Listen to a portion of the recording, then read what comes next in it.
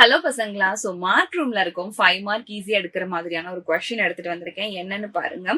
That question is interesting question. Why we see only the one side of the moon? ஆமா, எப்பவுமே மூனோட ஒரு side தான் பாக்குறோம், இன்னொரு சைடு பார்க்க முடியல.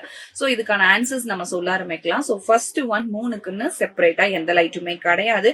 So it always reflects the light. எதுல இருந்துன்னு சொல்லி பாத்தீங்கன்னா சன்ல இருந்து லைட்டை வாங்கி எப்பவுமே வந்து ரிஃப்ளெக்ட் பண்ணும். சரி, அதெல்லாம் ஓகே. இதை தெரிஞ்சுக்கிறதுக்கு முன்னாடி நமக்கு சில பாயிண்ட்ஸ் வந்து தெரியணும். அது என்னன்னு சொல்லி பாத்தீங்கன்னா, that is a rotation and revolution. So இந்த ரெண்டுமே வந்து நமக்கு பேசிக்கா தெரிஞ்சிருக்கணும். சோ ரொட்டேஷன் அண்ட் ரெவல்யூஷன் நான் எடுத்துக்கிறேன். சோ ரொட்டேஷன் அப்படின்னா என்னன்னா தன்னைத்தானே சுத்தி வர்றது.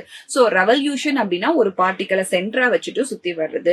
நமக்கு மூனோட ஒரு சைடு மட்டும் தெரியறதுக்கான ரீசன் என்னன்னு சொல்லி பாத்தீங்கன்னா, the time of rotation is equal to the time period of the revolution of earth. இந்த ரெண்டு பர்டிகுலர் ரீசன்னால ஓகேங்களா. சோ இந்த ரெண்டுமே நமக்கு ஈக்குவலா இருக்கறனால the time of rotation about its own axis is equal to time period of rotation of revolution. அப்ப இந்த டைம் பீரியட் ரெண்டு பக்கமே எப்படி நமக்கு அமைஞ்சிருச்சு? ஈக்குவலா அமைஞ்சிருச்சு. சோ இது ரெண்டுமே ஈக்குவலா அமையறத நம்ம என்னன்னு சொல்லுவோம்னு பாத்தீங்கன்னா, ஜெனரலி சின்க்ரோனஸ் ரொட்டேஷன் சொல்லுவோம். இந்த சின்க்ரோனஸ் ரொட்டேஷன் பிஹேவியர்னால மட்டும்தான் உங்களுக்கு மூன் என்ன ஆகுது அப்படின்னு சொல்லி பாத்தீங்கன்னா, நமக்கு மூனோட ஒரு சைடு ஃபேஸ் மட்டும் எப்பவுமே தெரியுது, இன்னொரு சைடு ஃபேஸ் சுத்தமா தெரியல. சரிங்களா. சோ கான்செப்ட்ஸ் கிளியரா இருக்கா? இன்னும் ஏதாவது டவுட் இருந்தா மறக்காம கமெண்ட் பாக்ஸ்ல கமெண்ட் பண்ணுங்க பசங்களா.